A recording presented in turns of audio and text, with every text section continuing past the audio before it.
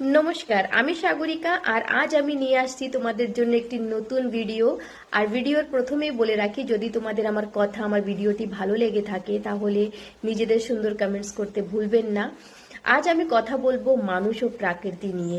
আমরা জানি ভগবানের সবথেকে সুন্দর রচনা হয়েছে মানুষ, তাই মানুষের জীবনে কিছু ভালো ঘটার আগে ভগবান ও প্রকৃতি আমাদের বহুভাবে ইঙ্গিত দিয়ে থাকে। সেই ইঙ্গিতগুলো যদি আমরা লক্ষ্য করে দেখি তাহলে আমরা বুঝতে পারবো আমাদের জীবনে আগামীকাল কিছু ভালো ঘটতে চলেছে।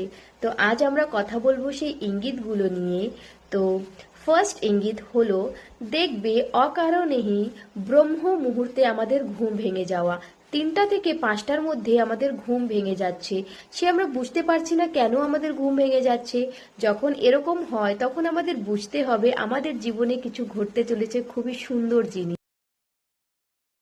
সেকেন্ড নম্বর পয়েন্ট, যখন তুমি তোমার ঘরে কিছু শুভ কাজ করছো, যেমন কি তুমি পুজো করছো বা তুমি ঠাকুরের জন্য প্রসাদ বানাচ্ছ, তখন তোমার ঘরের দরজায় কোথাও থেকে হঠাৎ কুকুর বা গরু চলে আসা, বা তোমার ঘরের আশেপাশে লাল টিপের মতো পাখি দেখা যাওয়া, ইয়া ফির তোমার ঘরে লক্ষ্মী পেঁচা আসা, বড় প্রজাপতি আসা, এই সব ইঙ্গিত আমাদের ভগবান শ্রীকৃষ্ণ দিয়ে থাকে। তখন আমাদের বুঝতে হবে যে আমাদের জীবনে কিছু ভালো ঘটতে চলেছে।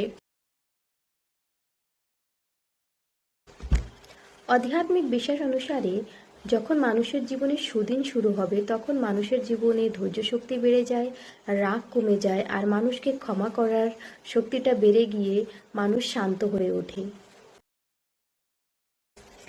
লাস্ট পয়েন্ট হলো তোমার স্বপ্ন নিয়ে। তোমার স্বপ্নে শ্রীকৃষ্ণের দর্শন, কোনো দেবদেবীর দর্শন, শঙ্খের আওয়াজ বা মন্দির দেখা, বা তোমার হাত থেকে তুমি কাউকে জল দিচ্ছ, কোনো বৃদ্ধ মানুষকে জল দিচ্ছ, এটাও খুব শুভ সংকেত বলে মনে করা। আর এই স্বপ্নগুলো দেখলে বলতে হয় না। আর কিছু খারাপ স্বপ্নও আছে যা আমি নেক্সট ভিডিওতে তোমাদের বলবো, তোমাদের সাথে শেয়ার করব। আর আমার ভিডিও এখানেই আমি সমাপ্ত করলাম। যদি তোমাদের ভালো লেগে থাকে জরুর তোমরা নিজেদের রায় জানিও। তো আশা করি তোমাদের ভালো লাগবে। ধন্যবাদ।